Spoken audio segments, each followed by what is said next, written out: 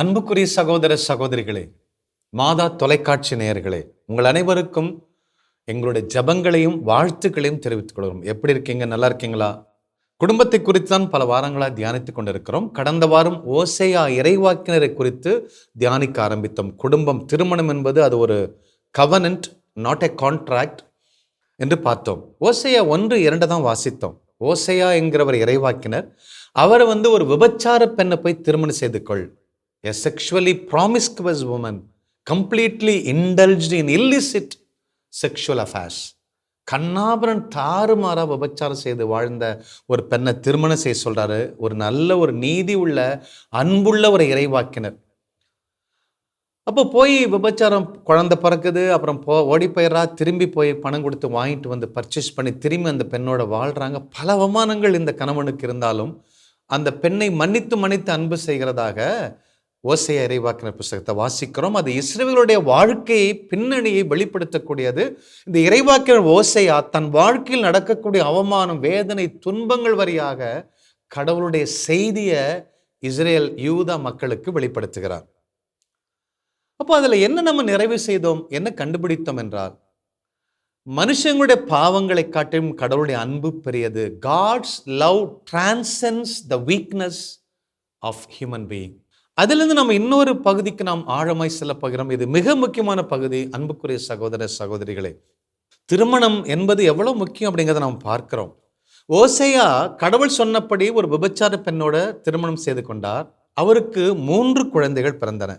ஓசேயா இறைவாக்கினர் எழுதிய புஸ்தகம் 1 அதிகாரம் 4வது இறைவசனத்தில் பார்க்கிறோம். முதல் குழந்தை அவருக்கு பிறக்கிறது. இறைவாக்கினர் ஓசேயாவுக்கும் விபச்சாரிக்கும் பிறக்கிறது. ஆண் மகன், ஒரு பையன் பிறக்கிறான். அந்த பையனுக்கு பேர் இஸ்ரேல், ஜஸ்ரேல் என்று ஆங்கிலத்தில் சொல்லுகிறோம். அவங்க இரத்த பழிக்கான கடவுளின் தண்டனை என்று எழுது அப்படிங்கிறார். Punishment of God. இந்த குழந்தையே பனிஷ்மெண்ட்டா மாறுது, சாபமா மாறுகிறது. பாருங்க, ஒரு நல்ல ஒரு மனுஷன் ஒரு விபச்சாரியோடு தரம் கெட்ட ஒரு வாழ்க்கை கவுண்டர் பாட்டு வாழுகிற பொழுது எப்படி பிறக்கிறாங்க பாருங்க குழந்தைங்க.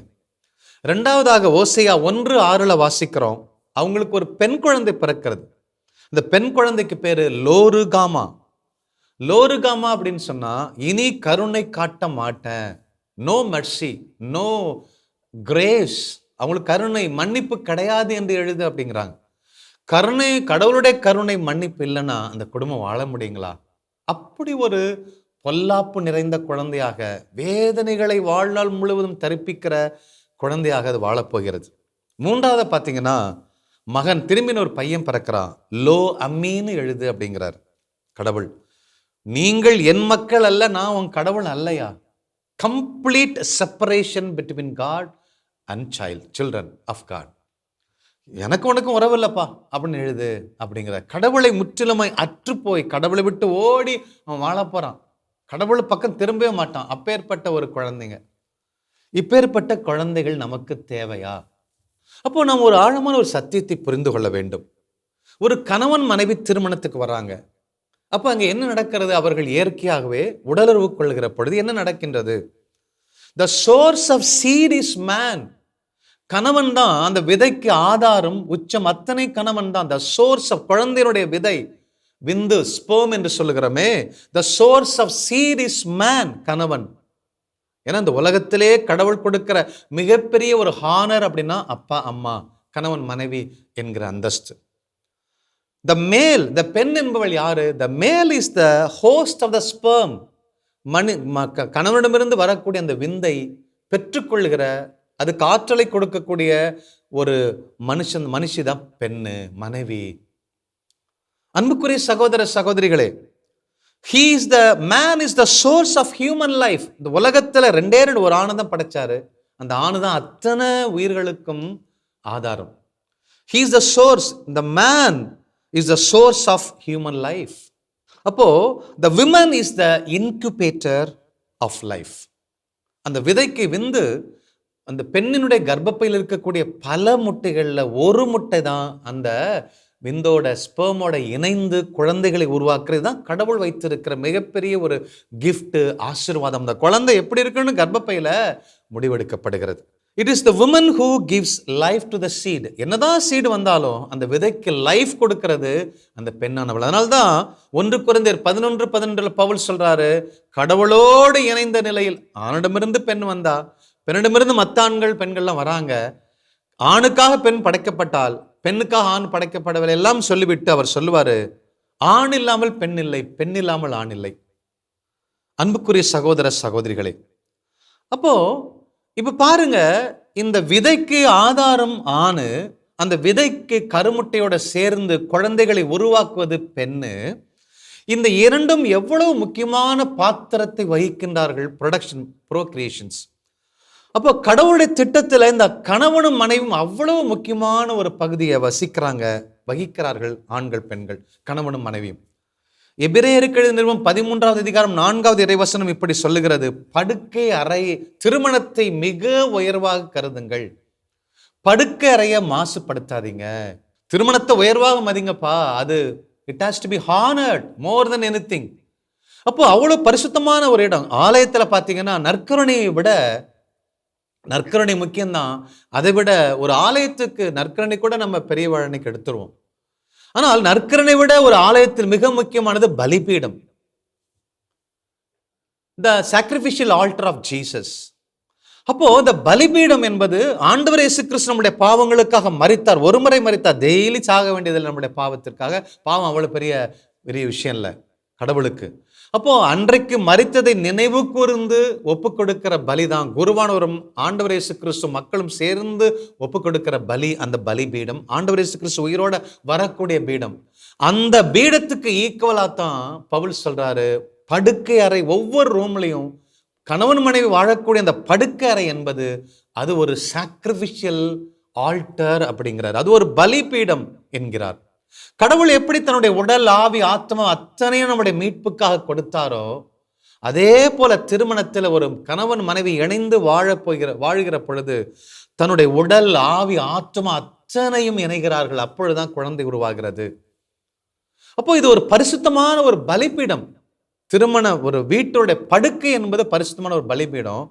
அந்த அளவுக்கு உயர்ந்தது. ஏனென்றால் அவர்கள் இணைந்து கடவுளுடைய பிள்ளைகளை பெற்றெடுத்து அதை வளர்க்க போறாங்க. அது கடவுளை பிரதிபலிக்க போகிறது, கடவுளை பெற்றெடுக்க போறாங்க. அப்போ அது எப்பேற்பட்ட ஒரு பலிபீடம் என்பதை பார்க்க வேண்டும். ஒருத்தருக்கு முழுமையாய் கொடுக்கும் பொழுதுதான் இந்த அற்புதமான குழந்தை பிறக்கிறது. அன்புக்குரிய சகோதர சகோதரிகளே, நாங்க ஒரு தியானத்திற்கு சென்றிருந்தோம். ஏலாவூர்ல ஃபாதர் தியானம் கொடுக்கும்போது ஒரு விட்னஸ் சொன்னார். அங்க தியானத்துக்கு ஒரு கணவன் மனைவி வந்தாங்க, 2 பிள்ளைங்க இருந்தாங்க, 6 வயசு 12 வயசு 2 குழந்தைங்க இருந்தார்களாம். அப்போ அவங்க ஒவ்வொரு நாளும் அந்த பைபிளை எடுத்து படிச்சு வசனத்தை தான் எழுதுறாங்க. பெரியவங்க சொல்றதுக்கு முன்னாடி அவங்க வசனத்தை எழுதுவாங்க அந்த பசங்க. அப்போ அந்த பிள்ளைங்கள்ட்ட ஃபாதர் கேட்டாராம் 3வது நாள், எப்படிம்மா உங்க பிள்ளைங்க மட்டும் வித்தியாசமா இருக்காங்க, இது மாதிரி பிள்ளைங்களை பார்க்கவே இல்லை. அப்போ அவர் சொன்னாராம், ஃபாதர், நாங்கள் திருமணம் ஆகி 15 வருஷம் 12 வருஷம் ஆச்சு போல் இருக்கு. அப்போ அவர் சொன்னாராம், திருமணம் ஆன உடனே முதலிரவில் நாங்கள் ஒரு உடன்படிக்கை செய்து கொண்டோம். உடனே நாம உடலுறவு கொள்ள வேண்டாம், நம்ம உபவாசம் இருப்போம், ஜெபிப்போம், கடவுளுடைய பிள்ளைகளை பெற்றெடுக்கணும், நம்ம பரிசுத்தமா நம்ம இணையணும், அது ஒரு பலிபீடம் என்று சொல்லி 1 மாசம் முழந்தால் படியிட்டு ஜெபித்து உபவாசம் இருந்து அதற்கப்புறம் நானும் என் மனைவி உறகொண்டோம் ஃபாதர். உடனே கடவுள் குழந்தை கொடுத்தாரு. அப்புறம் 3 ஆண்டுகள் கழித்து இன்னொரு குழந்தை கொடுத்தாரு, 2 ஆண் பசங்க. இப்படி இறைவார்த்தை வாசிக்கிறாங்க, ஜெபிக்கிறாங்க. நாங்க மறந்தாலும் அப்பா ஜெபம் சொல்லுங்கப்பா, அம்மா ஜெபம் சொல்லுங்கம்மான்னு சொல்றாங்க. அப்படி அவங்க தெய்வ பயத்தோட வாழ்றாங்க ஃபாதர். எங்களுக்கே ஒரு ஆச்சரியமா இருக்கு ஃபாதர் அப்படின்னு சொன்னாங்க. சொல்லும்போது எனக்குள்ள அபிஷேகம் இறங்கி கொண்டு இருக்கிறது. கேட்கிற உங்களுக்கும் உங்க பிள்ளைகளுக்கும் அபிஷேகத்தை ஆண்டவர் கொடுத்து கொண்டிருக்கிறார். அன்புக்குரிய சகோதர சகோதரிகளை, இதுதான் வருங்க, இல்லற வாழ்க்கை என்பது ஒரு சாதாரண விஷயம் அல்ல.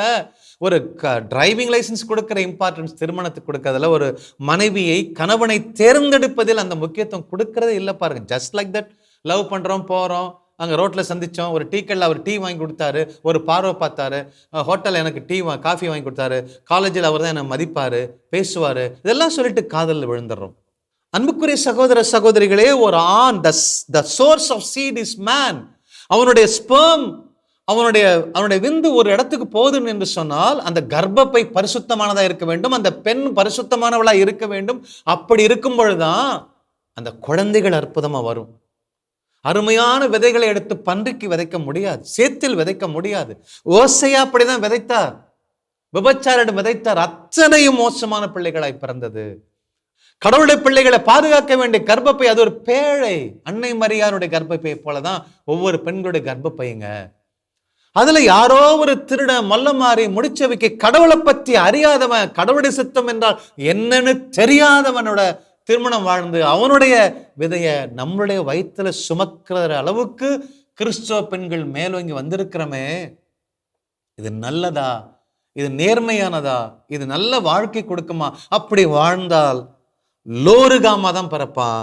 அப்படி வாழ்ந்தால் லோ அம்மி தான் பிறப்பான். சாபங்களும் தீமைகளும் பொல்லாப்பு இந்த உலகத்துக்கு கொண்டு வரக்கூடிய மனுஷங்களை தான் நம்ம பெற்றெடுப்போம். அன்புக்குரிய சகோதர சகோதரிகளே, ஒரு மனைவியுடைய கர்ப்பப்பை அது புனிதமானதுங்க. ஒரு மனிதனுடைய ஆணுடைய ஸ்பெர்ம் விதை என்பது அது ரொம்ப புனிதமானதுங்க. இப்ப ஏற்பட்ட ஒரு புனிதமான வாழ்க்கை தாங்க கணவன் மனைவி கொடுத்திருக்கிறார் கடவுள், அப்பா அம்மாவை கொடுத்திருக்கிறார் கடவுள். இது ஒரு சாதாரண ஒரு வாழ்க்கை இல்லைங்க. இன்னைக்கு நாம திருமணத்துக்கு போறோமே, இந்த ஓசையை போல எப்படி தப்பு செய்யறோம்? தான் பையனுக்கு ஒரு பொண்ணை பார்க்க போறோம். இந்த பொண்ணு எப்படி இருக்கணும்? நல்ல உயரமா இருக்கணும், நல்ல கலரா இருக்கணும், நல்ல அழகா இருக்கணும், நல்லா படிச்சிருக்கணும், நல்ல வேலைக்கு போகணும், நல்ல பணக்காரனா இருக்கணும். அந்த அப்பாவு வீட்டுல மாமியார் இருக்கக்கூடாது, கஷ்டப்படக்கூடாது. அந்த வீட்டுல ஒரே ஒரு பொண்ணாதான் இருக்கணும், அல்லது ஒரு பையன் ஒரு பொண்ணாதான் இருக்கணும். உடம்புக்கு அழகுக்கு எல்லாத்துக்கும் முக்கியத்துவம் கொடுக்கிறோமே. என்னைக்காவது ஒரு நாள் அந்த பெண் உள்ளத்தை பார்க்கிறோமா? ஒரு பெண்ணையோ ஒரு ஆணையோ நாம் செலக்ட் பண்ணும் போது ரெண்டு விஷயத்தை பார்க்கணும் பாருங்க. Fatherhood and motherhood is based on the function and there attitude. அவங்க எப்படி செயல்படுறாங்க, அவங்க எப்படி அவங்களுடைய பண்புகள் இருக்குங்கிறத பார்த்து தாங்க ஒவ்வொன்றையும் செய்யணும். இல்லாட்டா நம்மளுடைய நல்ல விதைகளை கொண்டு போய் சேத்தல விதைக்கிறது சமங்க. ஓசைய வாழ்க்கை அது ஒரு பிராக்டிக்கல் எக்ஸ்பெரிமெண்டல் லைஃப். அன்புக்குரிய சகோதர சகோதரிகளே, அப்போ இன்னைக்கு ஒரு பெண்ணுக்கு மாப்பிள்ளை பார்க்க போறோம், நல்ல உயரமா இருக்கணும், வெளிநாட்டில் இருக்கணும், அல்லது கார் வச்சிருக்கணும், கோடி கோடியா பணம் சம்பாதிச்சிடணும், ஃபேக்டரி வச்சிருக்கணும், அப்படி வச்சிருக்கணும். அல்லது அவன் ஒரு சிம்பிளா இருந்தாலும் கோயிலுக்கு வராட்டணும், சிகரெட் குடிக்கணும்னு கேட்குறாங்க இன்னைக்கு பெண்கள்லாம். என் மாப்பிள்ளை உட்பி தண்ணி அடிக்கணும், என் மாப்பிள்ளை ஒரு பயங்கர ரவுடியா இருக்கணும், சாதுவா இருக்கக்கூடாது, அங்கங்க பேண்ட்டை கிழிச்சு விட்டுருக்கணும். இன்னைக்கு என்ன ஒரு கிரைட்டீரியா ஃபிக்ஸ் பண்றோம் நம்முடைய வாழ்க்கை துணையை? ஏனென்றால் அதை பற்றி எந்த பிரின்சிபலும் தெரியாது. ஃபாதர்ஹுட் மதர்ஹுட், கல்யாணம் பண்ணோன்னா அப்பா கணவன் மனைவியா மாறுறோம், அப்புறம் குழந்தை பெற்றுக்கொள்ள போகிறோம். ஒரு கணவன் என்றால், மனைவி என்றால், ஒரு அப்பா என்றால், அன்னை என்றால் என்னன்னு பிரின்சிபல் தெரியாமலே அதில் விழுந்து விழுந்து வாழ்க்கை அழிந்து கொண்டிருக்கிறது. இந்த உலகமும் மோசமான பாதைக்குள் சென்று கொண்டிருக்கிறது. கலாத்தியர் 6வது அதிகாரம் 7வது வசனம் இப்படி சொல்லுகிறது பாரு, 7-8. ஏமாந்து போக வேண்டாம். உங்க கவுண்டர் பார்ட், உங்க கர்ப்பப்பைய, உங்க வாரிசை பெற்றெடுக்க போகிற அந்த கர்ப்பப்பை தரித்து கொண்டிருக்கிற அந்த பெண்ணை, அல்லது நான் என் 10 மாசம் வந்து வாழ்நாள் முழுசும் ஒரு பாம்பு குட்டியை பிசாசு குட்டியை வளர்த்துக்கிட்டு கஷ்டப்பட்டுக்கிட்டு தியானமா ஓடிக்கிட்டு கவுன்சிலிங்கா ஓடிக்கிட்டு கஷ்டப்பட்டு வாழ்நாள் முழுசும் என் பிள்ளைய திருத்ததற்கு என் வாழ்நாள் முழுதும் நான் வீணடிக்கணும்?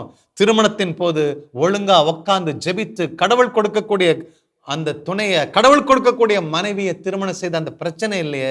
இந்த உலகம் மாறுமே, அடிமரத்தில் கோடாரி வைக்க வேண்டும் என்பதைத்தான் சொல்லிக் கொண்டிருக்கிறேன். என் அன்புக்குரிய சகோதர சகோதரிகளே, கலாத்தியர் நிருபம் 6வது அதிகாரம் 7-8 இறைவசனங்கள் இப்படி கர்ஜிக்கின்றது. ஏமாந்து போக வேண்டாம். திருமணம் செய்ய போகிற ஆண்களே, பெண்களே, வாலிப பிள்ளைகளே, ஏமாந்து போக வேண்டாம். கடவுளை கேலி செய்ய முடியும் என நினைக்காதீர்கள். ஒருவர் தாம் விதைப்பதையே அறுவடை செய்வீர். அப்போ இப்படி போய் இதை தான் விதைக்கிறேன்னா அதை தான் அறுவடை செய்வோம். அப்போ விதையை பத்தி சொல்றாரு, தம் ஊனியல்பாகிய நிலத்தில் விதைப்போர். என் மனைவி ஊனியல்ல வாழ்றா, நான் நல்லவன் தான், பரிசுத்தம் தான், ஓசையை போல நேர்மையா இருந்தாலும் ஊனியல்பின் நிலத்தில் விதைப்போர் அந்த இயல்பிலிருந்து அழிவையை அறுவடை செய்வர். ஆவிக்குரிய வாழ்வாகிய நிலத்தில் விதைக்கணுங்க. ஆவிக்குரிய ஆசீர்வாதங்களை பெற்றெடுப்பாங்க. எனக்கும் கணவனா வரக்கூடியவன் அவன் ஒரு ஜெபிக்கிறவனா, விசுவாசம் உள்ளவனா, நேர்மை உள்ளவனா, கோயிலுக்கு சரியா போறானா விசாரிக்கணும். அவன் நேர்மையா வேலை செய்யறானா, சோம்பேறியா அல்லது வேலை செய்யறானா, அவனுடைய ஆட்டிடியூட பார்க்கணும், அவனுடைய ஃபங்க்ஷன்ஸை பார்க்கணும். இந்த 2 தான் பார்க்கணும். இந்த 2ஐ பார்த்து திருமணம் செய்தால் உங்க வாழ்க்கை அற்புதமா இருக்கும். உங்களுக்கு பிறக்க போகிற குழந்தைகள் மோசே போல, தாவீதை போல, அன்னை மரியாளை போல, மதர் தெரசாவை போல அற்புதமான புனிதர்கள் தானே உங்களுக்கு பிறக்கணும். அன்புக்குரிய சகோதர சகோதரிகளே, 2 கொரிந்தியர் 6வது அதிகாரம் 14வது இறைவசனத்துல பவுல் இப்படி சொல்லுகிறார். நம்பிக்கை கொண்டிராதவரோடு உங்களை பிணைத்துக் கொள்ளாதீர்கள். unequally yoked with unbelievers அப்படிங்கிறார். அப்போ நீ ஒரு கடவுளுடைய நம்புற, கிறிஸ்துவனை வாழ்ற, இயேசுவின் ரத்தம் என்னன்னு தெரியும், மீட்புனா என்னன்னு தெரியும், பாவம்னா என்னன்னு தெரியும், நீதி நேர்மை இரக்கம்னா என்னன்னு தெரிகிற ஒரு ஆணோ ஒரு பெண்ணோ கடவுள் மேல நம்பிக்கற்றவனோடு எப்படி வாழ முடியும்? செக்யூலரிசம் என்று போறாங்களே, நீனு கிறிஸ்துவன் வேண்டாம், முஸ்லீம் வேணாம், இந்து வேணாம், எந்த மதம் வேணாம்னு சொல்றது, அது அதை விட ஒரு கேவலமான ஒரு நிலை. அன்புக்குரிய சகோதர சகோதரிகளே, அப்போ நம்பிக்கை கொண்டிராது, விசுவாசமே இல்லை, கோயிலுக்கே வரமாட்டேங்கிறான், கோயிலுக்கே அந்த பொண்ணு வராது, அந்த பொண்ணு எவ்வளவு அழகா இருந்தாலும் தூக்கி போட்டு போயிட்டே இருங்க. யாராவது ஒருத்தர் உங்க காலேஜில் இல்லை எல்லா ஸ்டுடியோவிலையோ வேற எங்கேயோ ஐ லவ் யூன்னு சொன்னா ரன்னவே, இல்லைன்னா கேளு. Do you know the principle of fatherhood? கேளு. ஃபாதர்னா என்னன்னு தெரியுமாயா? ஒரு பொண்டாட்டினா என்னன்னு தெரியுமா? உனக்கு தெரியுமா? விவிலியம் தெரியுமா? இயேசு கிறிஸ்து யாருன்னு கேளு. இதெல்லாம் கேளு, ஒழுங்கா பதில் சொன்னா லவ் பண்ணு, அப்புறம் செஞ்சு பாரு. அன்புக்குரிய சகோதர சகோதரிகள், இதெல்லாம் கேட்டுட்டு அப்புறம் திருமணத்துக்கு ஏற்பாடு செய்யுங்க பெற்றோர்களே. விசுவாசம்னா என்ன, அன்னை மரியாதை என்ன, நற்கருணை என்ன, கடவுள்னா என்ன, இறைவார்த்தனை என்ன, எப்படி வாழ்றான், என்னென்ன செய்யறான், இந்த கம்பெனியில் அவன் என்னென்ன ஃபங்க்ஷன்ஸ் எப்படி இருக்கு, அவனுடைய செயல்பாடுகள் எப்படி இருக்கு, இதெல்லாம் பார்க்கணுங்களே. அன்புக்குரிய சகோதர சகோதரிகளே, நம்பிக்கை கொண்டிராதவரோடு உங்களை பிணைத்துக் கொள்ளாதீர்கள். இறைவனுக்கு ஏற்புடைய நெறிக்கும் நெறிக்கேட்டோடு என்ன உறவு? இம்மாரலிட்டி, மொராலிட்டிக்கும் இம்மொராலிட்டிக்கும் என்ன உறவு இருக்கு?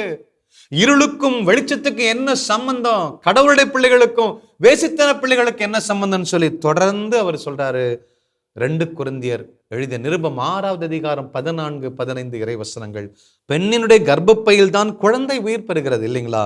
எவ்வளோ ஒரு ரவுடி, எவனோ ஒரு நம்பிக்கையற்றவன், எவனோ ஒரு மோசமானவன், சினிமா பைத்தியம், ஆபாச படங்களை பார்க்கக்கூடியவன், ஈகோ பிடிச்சவன், சைக்கோ, இவனுடைய விதைகளை விந்துக்களை நம்மளுடைய கர்ப்பப்பையில வைத்து வளர வைத்து பிசாசியும் பேய்க்குட்டியும் வளர்க்கறதுக்கு நம்ம என்ன இழிச்சு வாயர்களா? அன்புக்குரிய சகோதர சகோதரிகளே, ஓசையாவுடைய வாழ்க்கை மிகப்பெரிய ஒரு பாடத்தை கற்றுக் கொடுக்கிறது.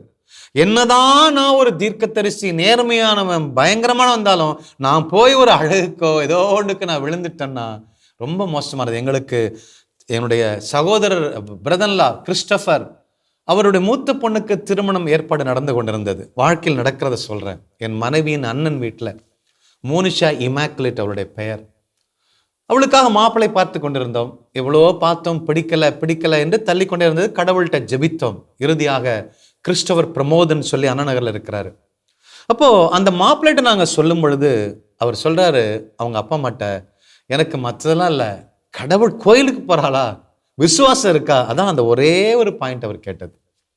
அதே போலதான் இவளும் வாழ்ந்தாள், விசுவாசம் உள்ளவள், நம்பிக்கை உள்ளவள். பாருங்க, இன்னைக்கு அவங்க ரொம்ப சந்தோஷம் மகிழ்ச்சியா வாழ்றாங்க. அப்படி ஒரு மாப்பிள்ளை இன்னைக்கு கேட்கிறாரு பாருங்க. அவ டெய்லி கோயிலுக்கு போறாளா, விசுவாசம் இருக்கிறதா? அந்த மாப்பிள்ளை கேட்கிறாரு எங்களோட பொண்ணை, பிரதர்லா பொண்ணை, கிறிஸ்டபருடைய பொண்ணை. அன்புக்குரிய சகோதர சகோதரி, இதுதான் வாழ்க்கைங்க. திருமணம் என்பது ஒரு சாதாரண விளையாட்டு அல்ல.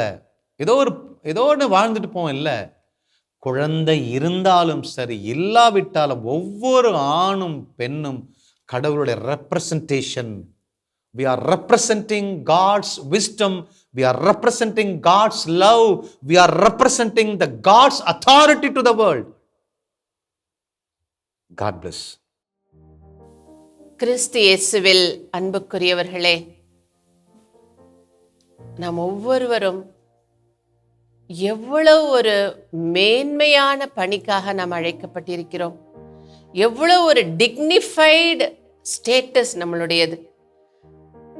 கடவுள் வைத்திருக்கிற அந்த வாழ்வை இதோ அந்த மனுக்குலத்திற்கு கடத்தக்கூடியவர்களாக ஒரு ஆணும் பெண்ணும் நாம் இருக்கின்றோம். ஒரு கணவனும் மனைவியுமா இருக்கிறோம், ஒரு அப்பாவும் அம்மாவுமா இருக்கிறோம்.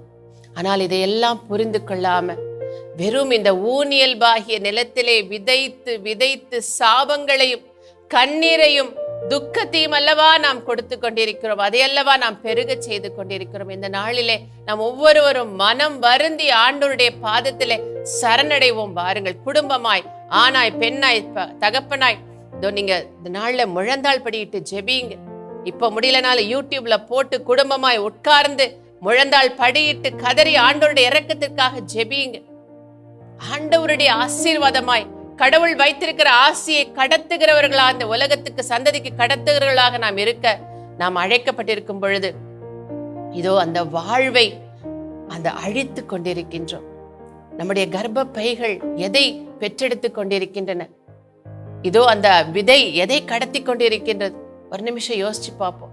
நீங்க பெற்றோர்களா இருந்தாலும், உங்கள் பிள்ளைகளுக்கு திருமணம் செய்து வைத்த பாட்டி தாத்தா பெரியவர்கள் யாராக இருந்தாலும் சரி, அல்லது வாலிப பிள்ளைகள் திருமணம் ஆக போகிற பிள்ளைகளா இருந்தாலும் சரி, அல்லது காதல் வலையிலே சிக்கி மாயத்திலே மாட்டிக்கொண்டிருக்கிறவர்களா இருந்தாலும் சரி, எதுவாக இருந்தாலும் சரி, இந்த உலகத்தின் போக்கின்படி ஒழுக துணிகரமாய் நின்று கொண்டிருக்கிற பிள்ளைகளாக இருந்தாலும் சரி, கடவுள் தேவையில்லை, வாழ்வு தேவையில்லை, எல்லாம் இந்த ஊனியல்பின் நாட்டம் போதும் என்று சொல்லி அடம்பிடித்துக் கொண்டிருக்கிற பிள்ளைகளாக இருந்தாலும் சரி, இதோ ஆண்டவருடைய பாதத்திலே நீ முழந்தாள் படியிட வேண்டிய நேரம் இது. என் அன்பு மகனே, என் அன்பு மகளே, முழந்தாள் படியிடுங்க, ஒப்பு கொடுங்க. ஆண்டவருடைய ரத்தம் நம்மை கழுவட்டும், நம் சந்ததியை கழுவட்டும், நாம் செய்த பாவங்களை கழுவட்டும். ஒரு புதிய எழுப்புதல் குடும்பங்களுக்குள் உண்டாகட்டும். இதோ வாலிப பிள்ளைகள், புதிதாய் திருமணமாக போகிற பிள்ளைகள், கருவிலே சுமந்து கொண்டிருக்கிற தாய் தகப்பன் ஒவ்வொருவரும் பரிசுத்தமாக வேண்டிய நேரம் இது. முழந்தாள் படியிடுங்க, ஒப்பு கொடுங்க. ஆண்டவருடைய இரக்கத்திற்காக இந்த பாடல் வழியாக கெஞ்சி ஜெபிப்போம். வாருங்கள். ஏசையா, இரக்கமாயிரும் சுவாமி. அப்பா, உம்முடைய திட்டத்தை புரியாமல், உம்முடைய பரிசுத்த அப்பா அனாதி ஞானத்தை புரிந்து கொள்ளாமல் நாங்கள் செய்த கேட்டையும் அப்பா துயரத்தையும் நினைத்து வருந்துகிறோம் சுவாமி. உடைய பாதத்தை, உடைய இரக்கத்தை நம்பி வந்திருக்கிறோம் சுவாமி. எங்களை கழுவி தூய்மைப்படுத்தும் ஆண்டவரே. அப்பாவும் பாதம் அமர்ந்து விட்டேன், அன்பின் தகப்பன் நீர்தானையா. செய்த பாவங்கள் கண் முன்னே வருந்துகிறேன் நான் கண்ணீரோடு. என்னை கழுவி கழுவி தூய்மையாக்கும் கல்வாரி இரத்தத்தாலே. நான் பனியை போல வெண்மையாவேன், முற்றிலும் வெண்மையாவே. ஏசையா, ஏசையா, ஏசையா, ஏசையா. வாய் திறந்து சொல்வீங்களா? ஏசையா, ஏசையா, ஏசையா, ஏசையா. அப்பா, ஹோஸ்ட் ஆஃப் லைஃப் ஆன் என்று சொன்னீங்களே அப்பா, அந்த வாழ்வை இந்த இடத்துல தானே கொடுத்து வைத்திருக்கிறீர்கள். அதை விதையாய் கொண்டு போய் சாவில விதைத்தோமே சுவாமி. அப்பா, மன்னியும் ஆண்டவரே. அப்பா, வாழ்வழிக்கும் ஒரு இடமாய் ஆண்டவரே இந்த கர்ப்பப்பையை வைத்தீங்களே, அதிலே ஆண்டவரே துயரத்தை அல்லவா நாங்கள் பெற்றெடுத்தோம். மன்னியும் ஆண்டவரே. அப்பா, எங்கள் தவறான முடிவுகளை எங்கள் கண்களின் இச்சையின்படி அப்பா இந்த உலகத்தின் சிற்றின்ப நாட்டத்தின் படி அல்லவா நாங்கள் தேர்ந்தெடுத்தோம். மன்னியும் ஆண்டவரே, எங்களை கழுவும் ஆண்டவரே.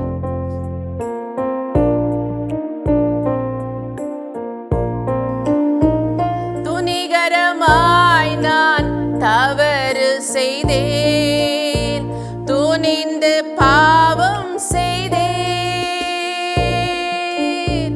துணிகரமாய் நான் தவறு செய்தேன், துணிந்து பாவம் செய்தேன்.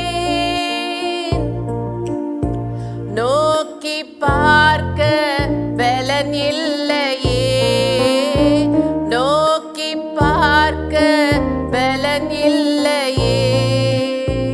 தூக்கி நிறுத்தும் என் தெய்வமே, தூக்கி நிறுத்தும் என் தெய்வமே. என்னை கழுவி கழுவி தூய்மையாக்கும் கல்வாரி இரத்தத்தாலே. நான் பனியை போல வெண்மையாவேன், முற்றிலும் வெண்மையாவே. ஏசையா, ஏசையா, ஏசையா, திறந்து நமக்கு மீட்பளிக்கக்கூடிய ஒரே நாமம் இயேசு கிறிஸ்துவின் நாமம். நம்முடைய பாவங்களை குற்றங்களை கழுவி நம்மை பனியை போல வெண்மையாக்கிற அந்த நாமத்தை கூப்பிடுவீங்களா? ஏசையா ஏசையா ஏசையா ஏசையா. அப்பா தெய்வமே, வந்து நிற்கிறோம் ஆண்டவரே, உம்முடைய இரக்கத்தை நம்பி வந்து நிற்கிறோம். குடும்பங்களை ஆசீர்வதிப்பீராக ஆண்டவரே. உம்முடைய மகா பெரிய இரக்கத்தின் பொருட்டு உம்முடைய திருமகன் பட்ட ஒவ்வொரு வேதனை, நிந்தை, அவமானம், அப்பா இகழ்ச்சி, எல்லா பாடுகள், சிந்தின ஒவ்வொரு துளி ரத்தம், தண்ணீர், இவற்றின் நிமித்தம் குடும்பங்கள் கழுவப்படுவதாக, பாவங்கள் மன்னிக்கப்படுவதாக, அத்துமீறல்கள் அப்பா அவற்றிற்குரிய தண்டனை பெறாமல் இந்த குடும்பங்கள் உம்முடைய இரக்கத்தினால் மீட்கப்படுவதாக. சுவாமி ஆசீர்வதிங்க ஒவ்வொரு ஆணையும் ஒவ்வொரு பெண்ணையும், அப்பா கர்ப்பத்தில் வளர்கிற ஒவ்வொரு குழந்தைகளையும் ஆசீர்வதிப்பீராக.